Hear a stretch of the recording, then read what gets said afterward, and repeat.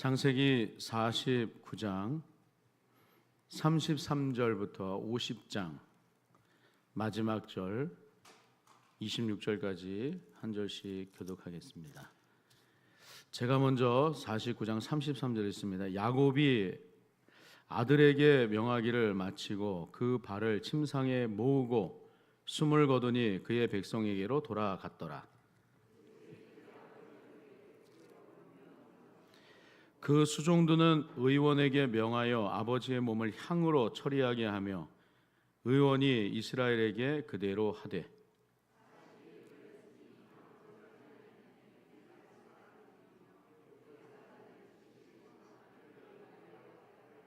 곡하는 기간이 지남에 요셉이 바로의 궁에 말하여 이르되 내가 너희에게 은혜를 입었으면 오나건대 바로의 귀에 아뢰기를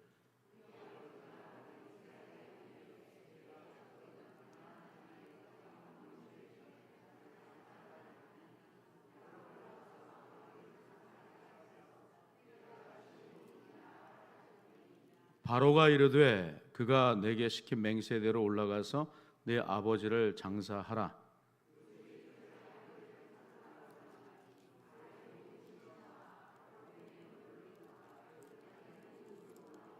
요셉의 온 집과 그의 형제들과 그의 아버지의 집이 그와 함께 올라가고 그들의 어린 아이들과 양떼와 소떼만 고센 땅에 남겼으며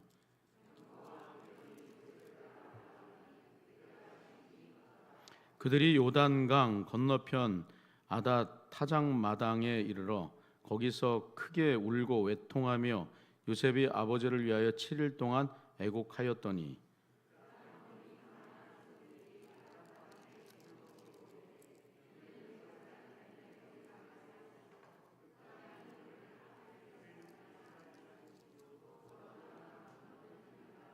야곱의 아들들이 아버지가 그들에게 명령한 대로 그를 위해 따라 행하여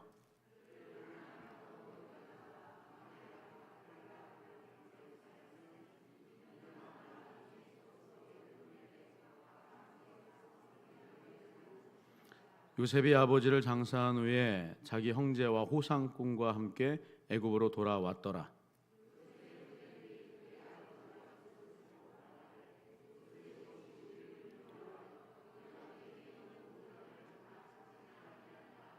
요셉에게 말을 전하여 이르되 당신의 아버지가 돌아가시기 전에 명령하여 이르시기를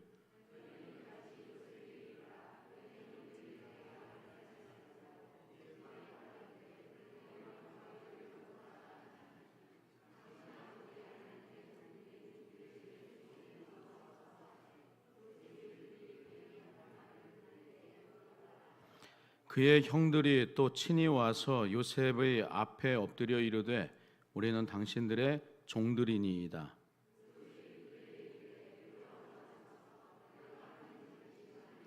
당신들은 나를 해하려 하였으나 하나님은 그것을 선으로 바꾸사 오늘과 같이 많은 백성의 생명을 구원하게 하시려 하셨나니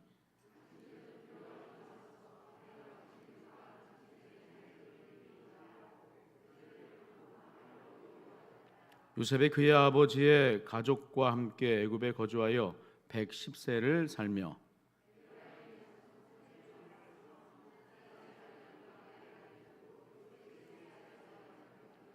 요셉이 그의 형제들에게 이르되 나는 죽을 것이나 하나님이 당신들을 돌보시고 당신들을 이 땅에서 인도하여 내사 아브라함과 이삭과 야곱에게 맹세하신 땅에 이르게 하시리라 하고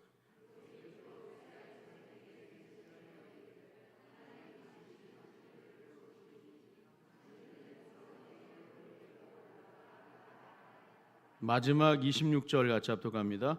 요셉이 110세의 죽음에 그들이 그의 몸에 향재료를 넣고 애굽에서 입관하였더라. 아멘. 좀 길게 읽었지만 이제 우리 창세기 마지막 부분에 관련된 말씀을 우리 같이 한번 보기를 원합니다. 우리 전우자 한번 인사할까요? 사랑합니다. 축복합니다. 오늘 우리 내가 하나님을 대신하리까라는 제목으로 말씀을 전하겠습니다. 오늘 본문 우리가 보시면 요셉의 마지막 모습이기도 하지만 창세기의 마지막 장이라고도 할 수가 있죠.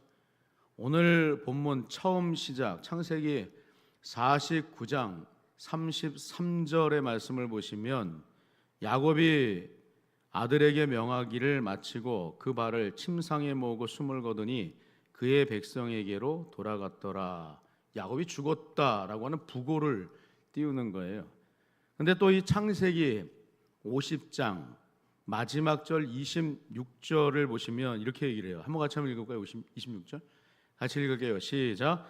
요셉이 110세에 죽음에 그들이 그의 몸에 향재료를 넣고 애굽에서 입관하였더라. 이렇게 얘기를 합니다.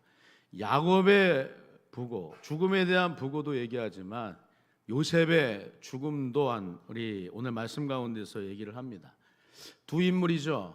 야곱과 요셉의 죽음이 오늘 본문 안에서 이렇게 언급이 되는데, 오늘 이 본문의 핵심 키워드는 죽음이 아닙니다. 요셉이 아버지 야곱이 죽고 난 이후에 자신으로 인해서 두려워하고 있는 형제들에게 내가 하나님을 대신하리이까? 이런 말을 하였던 것처럼 오늘 본문의 핵심은 무엇이라고 얘기할 수가 있는가 하면 하나님이에요. 하나님. 죽음에 대한 얘기를 하려고 하는 것이 아니라 하나님에 대한 얘기를 하려고 하는 거예요. 하나님께서 야곱의 삶도 그렇지만 요셉의 삶을 어떻게 인도해 오셨는지에 대한 굉장히 중요한 말씀이 오늘 본문 가운데 담겨져 있습니다. 먼저 이 오늘 본문 1절부터 14절까지의 말씀을 보시면 요셉이 아버지 야곱을 장사하기 위해서 아버지 야곱을 가나안 땅으로 메어다가 장사 지낸 후에 형제들과 다시 이 애굽으로 돌아오게 된 그 사실을 말씀을 해요. 야곱 아버지의 죽음에 대해서 얘기를 합니다. 모든 사람들은 인생의 종착 지점에 이르게 된다. 이 사실을 또한 얘기를 하죠. 그래서 이 죽음을 생각할 때 반드시 우리는 죽음에 대한 이 생각을 늘 염두에 두며 살아야 되는, 우리의 신앙은, 기독교인들의 신앙은 종말론적인 신앙이에요. 종말론적. 나중에 반드시 끝이 있다라고 하는 것을 늘 염두에 두면서 사는 거예요. 마지막 끝에 우리는 다 어디에 들어갑니까? 하나님의 나라에 들어갈 줄로 믿습니다. 천국에 들어가는 거예요. 천국은 그냥 들어간답니까? 예수 그리스도를 믿음으로 말미암아 들어간다라고 하는, 그것도 완전하신 예수 그리스도.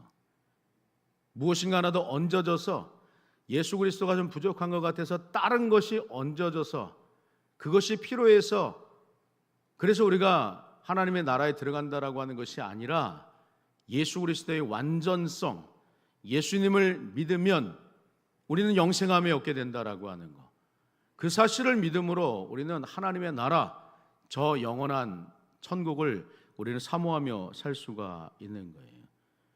죽음의 때, 마지막 때 늘 염두에 두면서 살아가는 자들이 저와 여러분들이라고 하는 거예요. 그래서 우리는 죽음 앞에 두려워하기보다는 죽음을 잘 준비하는 그런 삶을 살아야 합니다. 어떤 사람이 길을 가는데 무덤 앞에 세워져 있는 비석을 보았어요. 딱 세 문장의 글이 쓰여져 있었습니다. 첫 번째 문장, 나도 당신처럼 그렇게 서 있었어. 그 말을 듣는 순간 피식 하고 이 자기도 모르게 이 실수가 터져 나왔어요. 이렇게. 근데 두 번째 문장을 읽고 난 다음부터 이게 보통 글이 아니구나 라는 생각을 하게 되었는데, 두 번째 문장이 뭐냐면 나도 당신처럼 그렇게 웃고 있었소. 아주 의미심장한 말이잖아요. 너처럼 그렇게 앞에서 웃고 있었어 나도. 이렇게 얘기하는 것 좀 거칠게 얘기하면. 그리고 다음 마지막 세 번째 글을 읽게 되는데, 그 마지막 문장은 무엇인가 하면 어서 가서 당신도 죽음을 잘 준비하시오. 이런 문구였다라고 하는 거예요. 근데 그 문구가 자기의 마음에 와서 콕 박히더라라고 하는 거예요. 아, 그렇지. 인생은 반드시 죽게 되어 있다. 마지막 종착 지점이 있구나. 그 사실을 기억하면서 자신의 삶을 잘 준비하였다는 그런 얘기가 있습니다. 오늘 야곱의 죽음도 그렇고 요셉의 죽음을 통해서 우리는 인생에 있어서 진짜 중요한 질문들이라고 하는 것, 이 생각하게 되는 것이죠. 인생에 있어서 정말 중요한 게 무엇이냐? 마지막이 있다는 거예요. 마지막. 그 마지막 때를 늘 염두에 두면서 살아갈 수 있어야 된다. 준비하면서 삶을 살아야 된다라고 하는 거예요. 오늘 오전에 우리 원로 목사님도 설교하시는데 요즘에 죽음을 많이 생각하신답니다. 죽음을 생각하니까 은혜가 있더라는 거예요. 왜요? 우린 죽고 끝나는 것이 아니라 저 영원한 하나님의 나라에 들어가기 때문인 줄로 믿습니다. 그러니까 영원한 하나님의 나라, 그 나라에 들어가는 것을 생각하면 그리스도인들에게 있어서 죽음은 두려움이 아니라고 하는 것이죠. 하나님의 은혜다. 죽음을 묵상하면 은혜가 넘친다라고 하는 그런 말씀을 하십니다. 그렇죠. 우리가 삶 가운데 그런 거예요. 오늘 야곱의 죽음도 그렇고 요셉의 죽음을 통해서 우리는 인생에 있어서 정말 중요한 깨달음을 가질 수가 있는 것입니다. 특히 야곱이 죽음에 우리에게 더욱더 깊이 다가오는 것은 야곱의 인생이 우리와 같은 인생이었기 때문이라고 하는 거 아니겠어요? 정말 인간적인 야곱의 모습을 우리가 들여다보잖아요.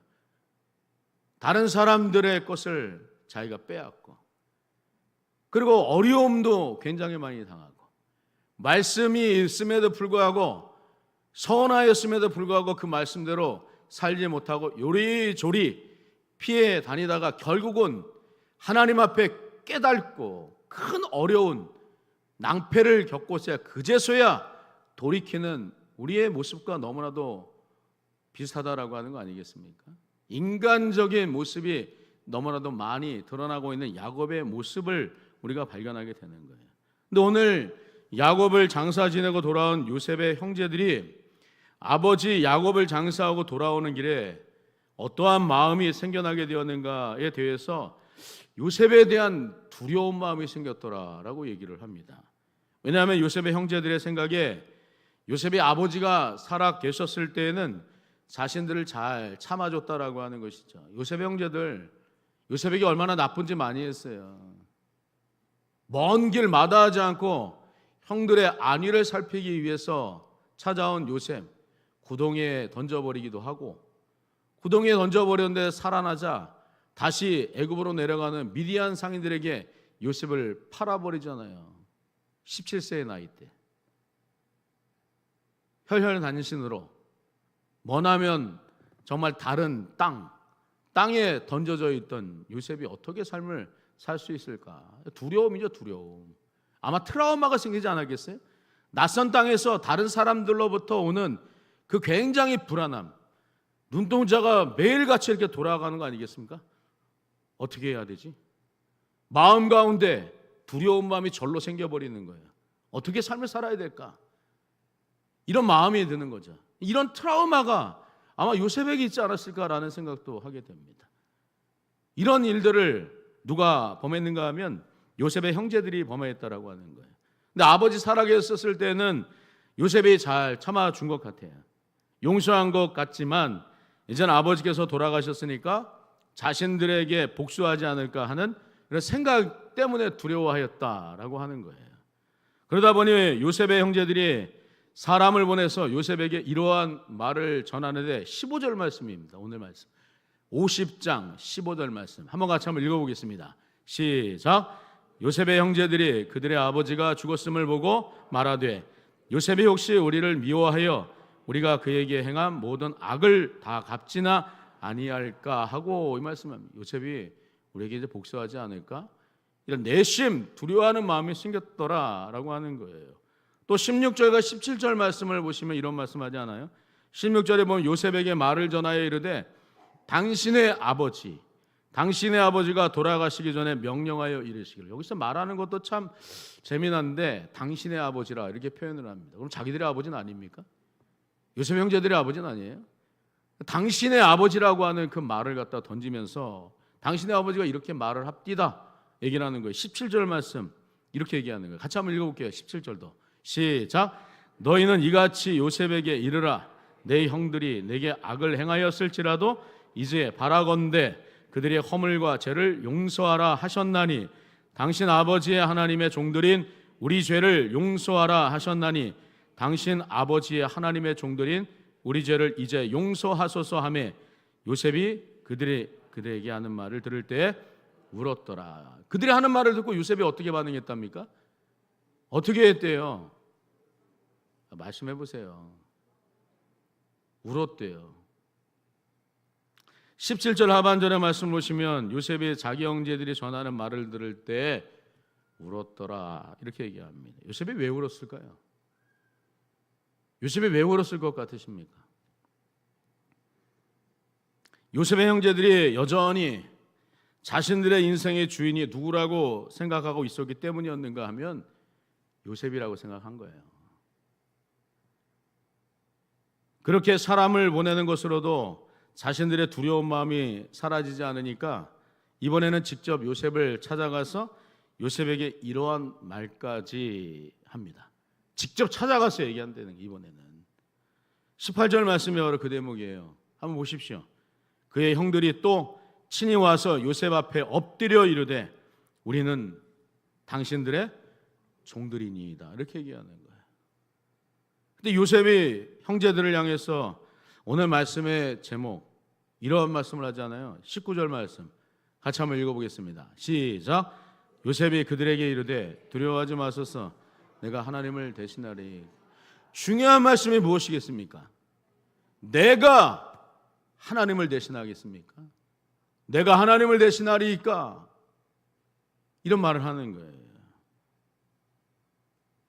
사랑하는 성도 여러분, 오늘 요셉이 자신의 형제들에게 내가 하나님을 대신하리이까? 라고 하는 말은 요셉의 전 인생에 있어서 요셉의 신앙의 중심이 누구였더라? 라고 얘기하는 것을 말하는가 하면 하나님이었다라고 얘기하는 거예요.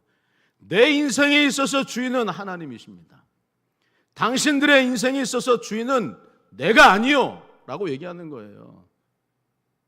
당신들에 있어서의 주인도 하나님이십니다. 하나님 중심이어야 됩니다 라고 얘기하는 거예요. 근데 그러지 않은 거예요. 그러니까 요셉은 자신이 하나님의 자리를 대신할 수 없다라고 이렇게 얘기하는 거예요. 내가 하나님을 대신하리니까. 형제들이요, 어찌 보면 요셉은 요셉의 형제들로부터 가장 많은 상처를 받은 사람이라고 말할 수 있지 않겠어요? 여러분, 보편적으로 상처받은 사람이 가장 쉽게 자기를 세워두고자 하는 그 자리가 있다라고 하는 거예요. 상처받은 사람 어디에다 자기를 세우는, 이제 군림하려고 하는 그 자리, 하나님의 자리에다 자기를 세워두려고 하는 그런 언행심사를 갖는다라고 하는 거예요. 요셉의 형들로부터 죽임을 당할 뻔하였고 형들로부터 노예로 팔리게 되죠. 또 보디발의 집에서는 누명까지 쓰게 되고 감옥에까지 갇히게 됩니다. 그리고 마침내 요셉이 결과적으로 오른 자리는 애굽의 제2인자 총리 자리였다라고 하는 거예요. 이제는 요셉이 어떤 마음을 가질 수 있겠습니까? 나를 이렇게 어렵게 만든 그 장본인들 내가 이제 처단하리라. 내가 이제 그들을 좌시하지 않으리라. 이런 마음 들지 않았겠느냐라고 하는 거예요. 이제는 요셉의 형제들의 목숨을 결정지을 수 있는 힘이 생겼다라고 하는 거예요. 그때 대부분의 사람들은 자신이 상처받은 이 상처를 생각을 하면서 받은 것보다 더 많은 상처를 주고자 하는 그런 마음이 인간의 마음이다라고 하는 거예요. 인간의 마음. 힘이 없었을 때와는 다르게 힘이 생기니까 상처받은 사람은 쉽게 하나님의 자리에 앉으려고 한다라고 하는 거예요. 힘이 생겼잖아요. 권세가 생겼잖아요. 나를 업신여겼던 사람들 상처받은 그대로 갚아주리라. 이런 마음이 생길 수 있다라고 하는 거예요. 이 정도쯤은 얼마든지 내가 갚아줄 수 있지. 이제 내가 당한 상처만큼 갚아주리라. 그런 생각을 할 수가 있습니다. 근데 오늘 요셉의 고백을 한번 잘 주의 깊게 들어보시라. 뭐라고 고백을 합니까? 내가 하나님을 대신하리이까. 오늘 요셉의 이러한 고백은 무엇을 말하는 것이겠습니까? 신앙의 경계선이 있는 거예요. 요셉에겐 신앙의 마지노선을 가지고 있는 거예요. 이 선만큼은 내가 넘지 않겠다. 믿음의 마지노선을 분명하게 고수하고 있는 사람이 바로 이 요셉이었다라고 하는 거예요.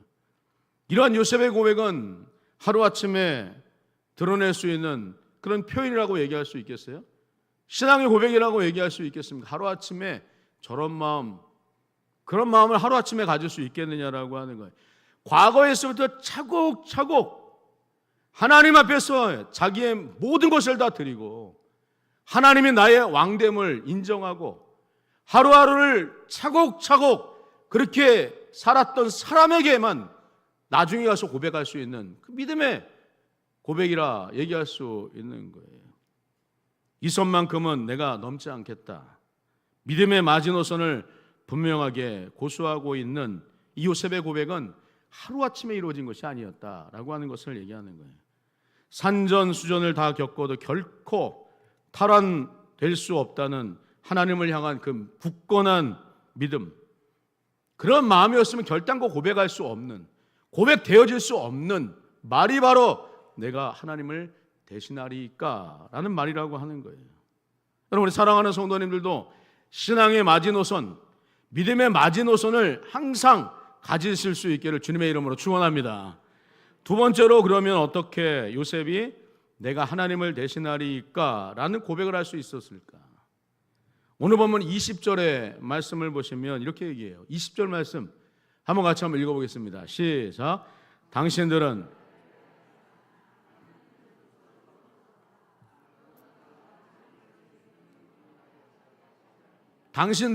나를 해하려 하였으나 하나님은 당신들의 그 해하려고 하는 그 악을 무엇으로 바꾸셨다라고 하는 거예요? 선으로 바꾸셨다라고 하는 거예요. 그리고 지금 이 상황 가운데 어려운 사람들, 어려운 가운데 있는 백성들, 그 백성들의 생명을 구원하기 위해서 나를 세우셨나이다, 이렇게 얘기를 하고 있는 거예요. 여기 이 구절을 통해서 우리는 요셉의 신앙의 주체가 누구였는지에 대해서 분명하게 알 수가 있는 거죠. 신앙의 주체가 누구입니까? 나입니까? 하나님입니까? 누구예요? 나예요? 하나님인 줄로 믿습니다. 하나님이에요, 하나님. 요셉이 아니었다라고 하는 거예요. 요셉의 삶의 주체는, 주인은 하나님이신데 하나님께서 요셉의 모든 삶을 선으로 바꾸셨기에 지금 모든 사람을 구원할 수 있게 되었다라고 요셉은 고백하는 거예요. 요셉은 자신의 모든 삶의 주인을 사람이라 규정하지 않습니다. 하나님이심을 얘기를 하는 거예요. 믿음의 고백이에요. 믿음의 고백. 그러니까 형제들은 요셉의 인생 가운데 요셉을 더욱 선하게 만들어준 장본인들이다. 요셉은 그렇게 생각한 거예요. 자기에게 악한 사람들조차도 그 사람들은 나를 이롭게 하는 그런 사람들이었다라고 생각을 했다라고 하는 거예요. 어떻게 이런 생각을 할 수가 있겠습니까? 내 삶의 주인은 누구라고요? 내 삶의 주인은 누구라고요? 하나님이시기 때문이라고 하는 거예요. 오늘 요셉과 같은 삶을 살았던 대표적인 인물이 또 하나 있잖아요. 누구라고 얘기할 수 있어요? 다윗이 그렇잖아요.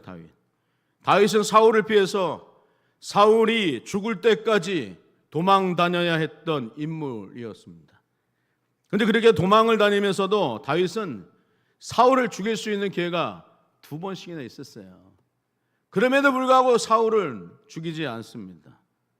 왜 죽이지 않았는가 하면 자신이 하나님의 자리를 대신하지 않았기 때문이라고 하는, 신앙의 마지노선이 있었기 때문이라고 하는, 결코 이 자리는 내가 할 수 있는 자리가 아니다, 그렇게 생각했기 때문이라고 하는 거예요. 신앙의 경계가 모호하지 않았기 때문이라고 하는 거예요. 그런 의미 속에서 오늘 요셉도 똑같이 고백하고 있는 거 아니겠어요? 내가 하나님을 대신하리까. 하나님은 그것을 선으로 바꾸사 오늘과 같이 많은 백성의 생명을 구원하려고 나를 부르셨나이다, 그렇게 고백을 하는 거예요. 그러니까 우리도 어떻게 삶을 살아야겠습니까? 우리 신앙의 경계가 모호하지 않는 삶을 살 수 있어야 될 줄로 믿습니다. 신앙의 경계, 내가 주인이 아니라는 거예요. 하나님이 하실 일들이 있는 거예요. 하나님을 바라볼 수 있어야 되는 거예요. 이게 미국에서 실제로 있었던 이야기라고 하는데요, 한 여성이 음주운전 차량에 치여 자신의 사랑하는 외아들을 잃었어요. 음주운전을 하였던 사람 20대 청년이었습니다. 법정에서 종신형까지 받을 수 있는 그런 상황이었대요. 근데 사랑하는 아들, 그것도 외아들을 잃었으니 얼마나 억장이 무너지겠습니까? 그래서 모든 사람들은 아들을 죽인 20대 청년에게 가장 최대의 형을 받도록 아마도 이 여인이 그렇게 요구할 것이다. 누구라도 다 그렇게 생각할 것이다. 이렇게 얘기를 하는 거예요. 그런데 마지막 재판날에 그 여인이 이런 말을 하는 거예요. 나는 이 청년을 용서합니다. 제 아들을 돌려받을 수는 없지만 또 다른 인생에 파괴되는 것을 나는 원하지 않습니다. 이 말을 하는 거예요. 그 말 앞에 법정은 말없이 숙연해졌어요. 갑자기 조용해졌습니다. 근데 그 조용함 속에 그 어머니의 말 앞에서 그 청년, 자기 사랑하는 외아들을 치웠던 청년의 이 마음이 무너져 버리는 거예요. 그만 거기서 울음을 터뜨려 버린 거예요. 재판이 끝난 후에 기자가 아들을 잃은 어머니에게 이렇게 물었답니다. 어떻게 그런 선택을 할 수 있었습니까? 그래서 어머니는 제가 그를 심판하기 시작하는 순간 저는 하나님의 자리에 서게 되는 것입니다. 그 자리는 제 자리가 아닙니다. 이런 말을 했다라고 하는 거예요. 종종 우리는 어떻습니까? 여러 가지 이유를 들어가면서 우리 자신이 하나님의 자리를 대신하려고 할 때가 있지 않습니까? 그러나 우리가 하나님의 자리를 대신할 수는 없는 거예요. 마지막으로 오늘 보면 21절에서 요셉은 자신이 하나님 앞에서 무엇을 할 수밖에 없었는지 이렇게 고백합니다. 21절 말씀 마지막인데 한번 같이 한번 읽어보겠습니다. 시작. 당신들은 두려워하지 마소서. 내가 당신들과 당신들의 자녀를 기르리이다 하고 그들을 간곡한 말로 위로하였더라. 여기서 요셉이 하는 말을 한번 주의 깊게 잘 한번 생각해 보십시오. 들어보십시오. 요셉은 하나님 앞에서 자신이 해야만 하는 일이 무엇인지를 너무나도 잘 아는 사람이었다라고 얘기할 수 있지 않겠어요? 요셉은 과거에 자신이 어떠한 일을 당하였는지를 문제 삼지 않았습니다. 또 지금 현재를 문제 삼지도 않았어요. 자신과 함께한 사람들, 그 사람들의 미래를 축복하는 그런 삶만을 사는 거예요. 왜냐하면 요셉은 하나님의 은혜로 충만하였기 때문입니다. 위로자가 되었다라고 하는 거예요. 그러니까 아무도 몰라요. 하나님께서 내게 주신 그 은혜가 충만하게 될 때 모든 사람들이 다 아니라고 생각할 수 있는 그런 모습을 바꾸어서 정말 선하게 다른 사람을 축복하는 그런 인생으로 우리가 바뀐 그런 삶을 얼마든지 살 수가 있다라고 하는 거예요. 하나님과 나와의 온전한 관계, 은혜 속에 있을 때, 내가 은혜로 충만할 때 다른 사람을 위로할 수 있는 줄로 믿습니다. 우리 26년도 우리 교회의 표, 칭찬하는 성도, 칭찬받는 교회 아닙니까? 어떻게 칭찬할 수 있어요? 어떻게 칭찬받을 수 있습니까? 내가 먼저 하나님 앞에 은혜 가운데 있어야 되는 거예요. 내 마음이 물된 동산과 같은 마음이어야 되는 거예요. 마르지 않은 샘과 같은 그 은혜, 다가가면 촉촉하게 젖어있는, 은혜로 촉촉하게 젖어있는 심령의 상태가 되어 있어야 되는 거예요. 다가갔는데 빼짝 마른 막대기와 같이 뭘 얘기를 하면 그냥 그 빼짝 마른 메마른 막대기와 같이 사람들을 향해서 공격하는 그런 모습이 아니라 촉촉히 어떤 말도 다 수용할 수 있는 그런 마음의 자세, 은혜가 있어야 되는 줄로 믿습니다. 은혜를 사모하며 우리는 삶을 살 수 있어야 되는 거예요. 오늘 말씀 요셉은 위로자가 되었다라고 얘기합니다. 위로자가 되기 위해서는 먼저 내가 하나님 앞에 은혜 충만해야 될 줄로 믿습니다. 성령 충만한 삶을 살 수 있어야 할 줄로 믿습니다. 앞에서 말씀을 드렸지만 야곱도 그렇고요. 요셉도 마지막으로 죽음을 맞이하게 되지만 그들은 조금씩 하나님의 은혜 가운데 하나님의 하나님 되심을 인정하며 삶을 살았던 하나님의 사람들이었다라고 하는 거예요. 그러니까 오늘 이 말씀을 통해서 우리도 우리 자신들을 한번 잘 돌아다 볼 때 하나님 내 심령 안에 주님의 은혜의 말씀을 부어주시고 그 은혜의 말씀을 붙잡고 삶을 살아갈 때 주시는 말씀 속에서 힘을 얻게 하시고 나를 긍휼히 여기시는 그 하나님, 나를 불쌍히 여기시는 그 하나님, 그 하나님의 은혜로 말미암아 내가 다른 사람들도 축복하고 위로하는, 또 칭찬하고 격려하는 그런 삶을 살게 하옵소서. 그렇게 우리 자신을 넣고 이번 한 주간도 승리하시고 일평생 우리가 믿음의 여정 가운데 삶을 살아갈 때 늘 승리하시는 강하고 담대한 주님의 권속들 다 되실 수 있길 주님의 이름으로 축원합니다. 하나님 아버지 은혜와 사랑을 감사합니다. 요셉, 야곱, 그들이 인간적인 삶을 살았어도, 고단한 인생을 살았어도 그들의 마지막은 하나님 앞에 가는 것이었습니다.